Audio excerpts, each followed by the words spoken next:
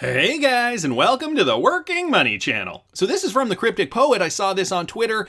Ripple is now the fourth most valuable VC-backed fintech unicorn in the world, according to CB Insights. So here is a chart with a bunch of different fintech firms around the globe.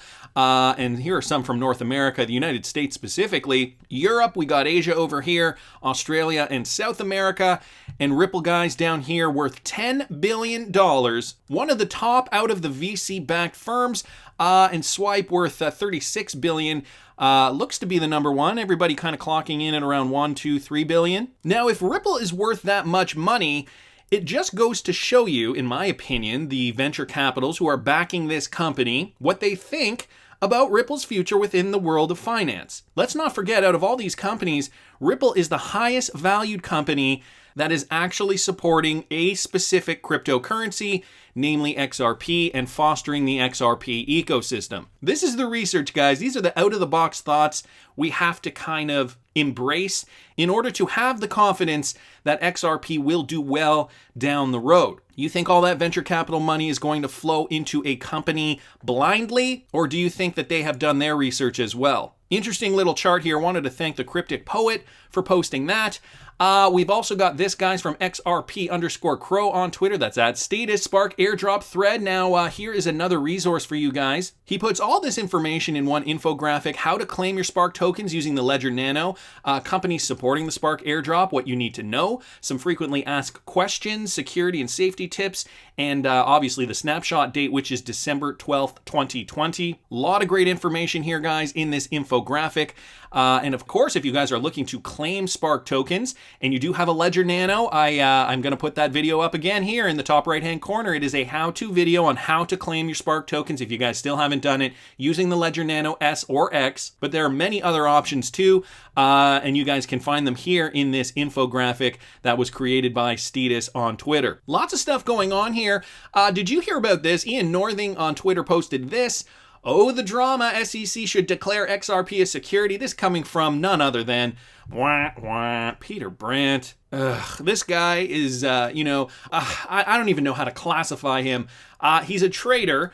And, he basically trades on the fundamentals, the technical analysis. He does not believe XRP will go to the moon. He does not believe the price of XRP based on his technicals will do anything great. And he is classifying XRP as security. Veteran trader and chart analyst Peter Brandt is the latest figure in the cryptocurrency community to dispute the regulatory status of XRP. Some may consider this FUD, guys, but I like to get all the information before I make a decision. So according to the chartist, XRP, the fourth largest cryptocurrency at publishing time, is a security, which means that the coin should fall under the regulatory purview of the United States Security and Exchange Commission. XRP would have been declared a security, he says, if the SEC understood cryptos. Brandt's comments came in response to a statement by a Twitter user who claimed that XRP's company owns almost half of the total circulating coin supply. According to Brandt, XRP is a classic case of the market being manipulated by a bag holder.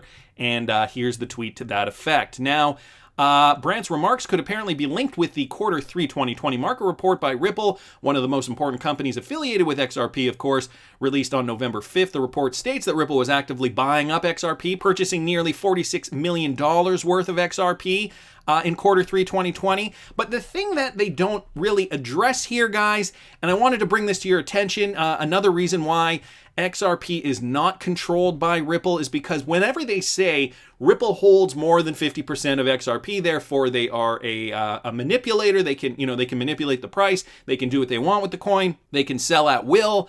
The fact of the matter remains they cannot, because it's locked up in escrow. For those naysayers who still don't understand that point, get your heads checked. All right? It's been clear from the beginning.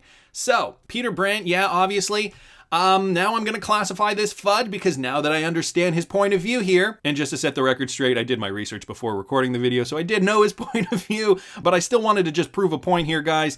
Understand everything before you make a decision. Don't just blindly make a choice based on your emotions. It is important to understand where these people are coming from, where their interests lie, and how much research they've done. And clearly, if you've done more research, if you're watching more videos, reading more articles, you will likely have a better grasp on cryptocurrencies like XRP, rather than somebody like Peter Brandt, who's just looking at the chart, just looking at the surface information. Ripple holds this amount, not even getting the escrow part, not even understanding really what the escrow is for. That's where people like Peter Brandt are going to make missteps, and why you should always DYOR. That's do your own research.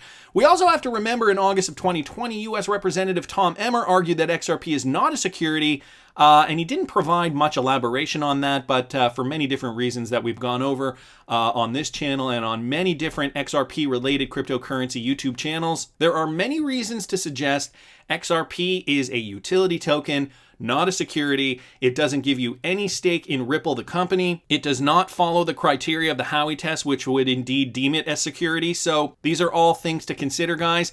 But I did want to bring that to your attention just in case you may be a little confused about that. Guys, this is from Michael at Val5Links. Blockchain giant Ripple and two of its ODL platforms based in the EU and Japan have been spotted moving a lot of XRP, about $11.5 million worth. Here's a great example of what I mean with regards to the XRP that Ripple actually does own. So, as per data shared by the XRPL Monitor crypto tracking service, the rebellious fintech firm, I don't know why they would label them as a rebellious fintech firm, nevertheless, Ripple is seriously considering relocating from the United States. Oh, that's why they're rebellious, because they're looking to relocate.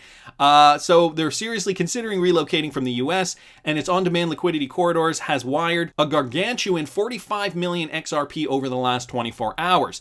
The popular XRP tracking bot on Twitter has published the data, said that the company Ripple has conducted 20 million XRP in 2 transactions. 10 million XRP was moved between Ripple's wallets, and the other half went to the company's ODL corridor, Bitstamp, based in Luxembourg, Europe. So there, it gives you a reason why the XRP was being moved.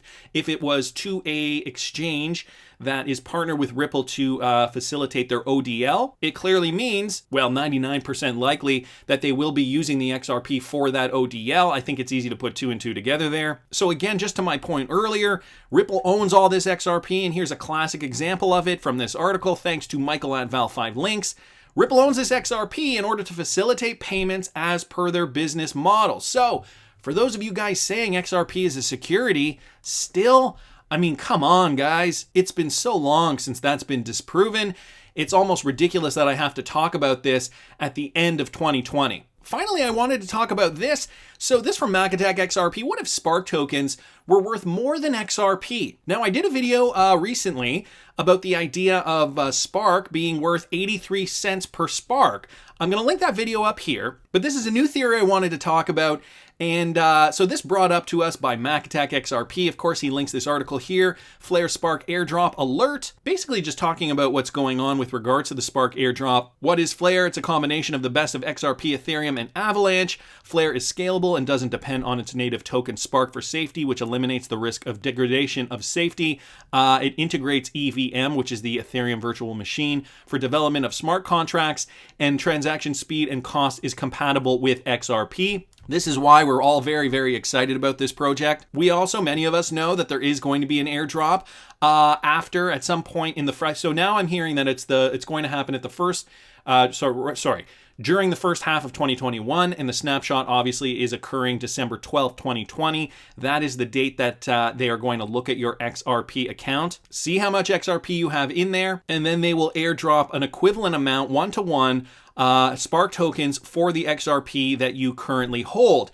Now, the interesting thing about this is people are wondering, what's going to happen? Are we going to see a run-up in XRP purchases up to December 12th because people are going to accumulate more XRP so that they can indeed claim more Spark? So some people are suggesting this. We could see a run-up in XRP demand. Therefore, XRP price will run up. Okay, right now XRP trading at about 25.5 cents. So let's put it on the daily here. XRP price could run up leading into December. Once December 12th hits, people will claim their Spark and probably sell back their XRP because now they have the Spark, so now they have more cryptocurrency. And what about this idea about the Spark token price? Is it going to be worth more than XRP? Martin Volk down here says, I would not be surprised. Matt Morrow down here says, if that is the case, brother, I will make Buffett look like my neighbor. Jerry and Frecky down here, it could be in the beginning when trading opens, less supply, low volume, can spike it quickly like any ICO/new coin. This is why I have a tight strategy in place for this. What's your strategy, asks Crypto Hodl UK. and Jerry and Frecky has not responded yet. So what does he mean by this? Let me show you. And I wanted to bring up a company that relatively recently did an ICO, Facebook. Well, I guess it's not that recent now, but I remember when this ICO came out back in 2012. Okay, right now Facebook is trading at about $276 per share. But at that time, let me bring this back to you guys on the daily. At that time, and this happens with a lot of new IPOs, okay, in the stock market. We've seen this time and time again. The Facebook stock price opened up on this very, very first day here at about $42. Okay, let me just put a line here just to show you guys. That was the very, very first day that Facebook's stocks were on sale, and it opened up here, and as you guys see, it came up to a high of about $45 before we started to see a sell-off, and then every day after that, the sell-off continued. So what I'm looking to focus on right now, and I can't actually bring up the hourly because this is too far back in history, is this, guys. And this is exactly the kind of thing that we have to pay attention to with regards to the Spark token. What Jerry and Frecky says here, it could in the beginning when trading opens, less supply, low volume, can spike it quickly like any ICO or new coin. This is why he has a tight strategy. So let's go back to this. Markets open up, okay, and Spark could be worth whatever it's worth. And, you know, the accumulation of Spark tokens could just, it's just basically FOMO at this point, okay? It could push the price up, and who knows how high that can go, right? If you have a token with low volume and low cost, well, look what happened during the DeFi craze. And I'm just going to bring up SXP here as an example. Now, this chart pattern's a little different. As you guys can see, SXP released here. We saw a bit of a downturn and then spike back up, and this is just a symptom of low volume and low cost. And this is what happens, guys. FOMO kicks in, especially if a lot of people are interested in whatever they are buying or selling, and it'll pop the price temporarily because then, of course, as we all know, the FOMO will die off, people will sell off. So if you guys are ready for this, if you're ready for the very first day, the open of the Spark token giveaway, you might be able to make a little bit of bank on your Spark tokens, but maybe you have a longer play in mind, a better strategy for a long-term hodl. This is fine too. Do you guys plan on keeping your Spark long-term, selling it for a quick buck, or maybe a mix of both? Tell me down in the comments. I want to hear what you guys think. Please subscribe to the channel if you haven't already. Like the video if you like the content I'm providing. I always love hearing your comments. See you in the next one, guys.